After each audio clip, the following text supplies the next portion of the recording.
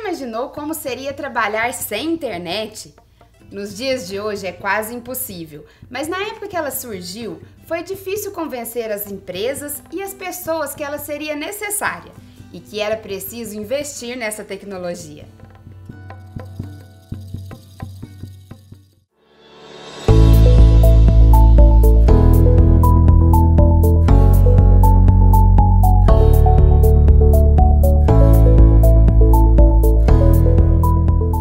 O nascimento da Triang, ela pôs Uberlândia no mapa da internet. Então, tanto para as pessoas conseguirem enxergar pessoas que tinham seus sites da internet aqui, suas informações, seus e-mails, como também as pessoas daqui acessarem outros lugares. Na realidade, ele foi a primeira porta de acesso à internet.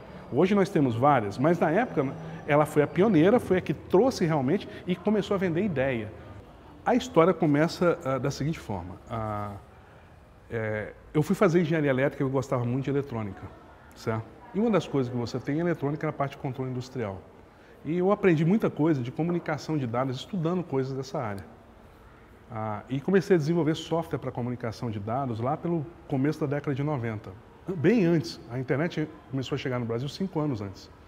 Então, como desenvolver isso, a gente teve acesso a toda essa tecnologia que a internet usa 2, 3, 4 anos antes dela entrar no Brasil. Então, nós montamos o primeiro provedor de Uberlândia, ele foi o segundo do interior do Brasil e aproximadamente, na época, a Embratel nos forneceu a informação que ele foi o 15º provedor a entrar em operação no Brasil.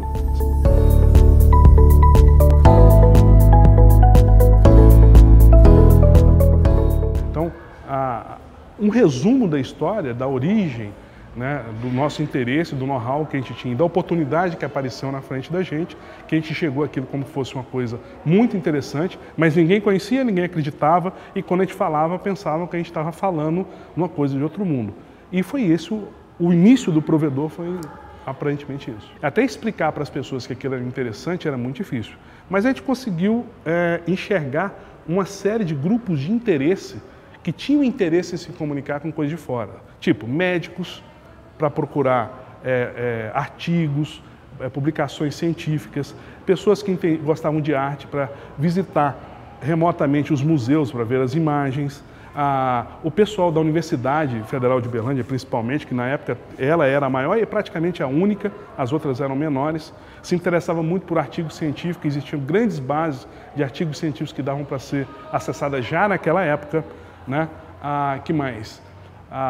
Alguns profissionais para facilitar a comunicação por e-mail. Já tinha um grupo que tinha necessidade e tinha conhecimento.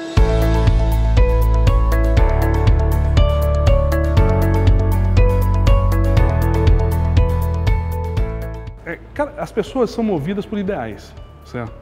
Eu nunca acreditei que eu ia ter que montar um negócio, certo, só para ganhar dinheiro.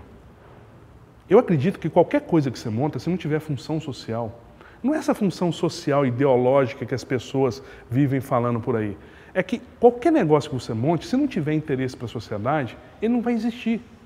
Então a gente tem que procurar negócios que tenham interesse social. E eu acreditava que a internet teria um interesse social. E eu não estava errado. Hoje, como é que a gente vive sem internet? Quantas tecnologias foram suplantadas pela internet? Então, ou eu entrava naquele barco, você está entendendo? Ou talvez, quem sabe, isso teria atrasado muito tempo para entrar em Uberlândia.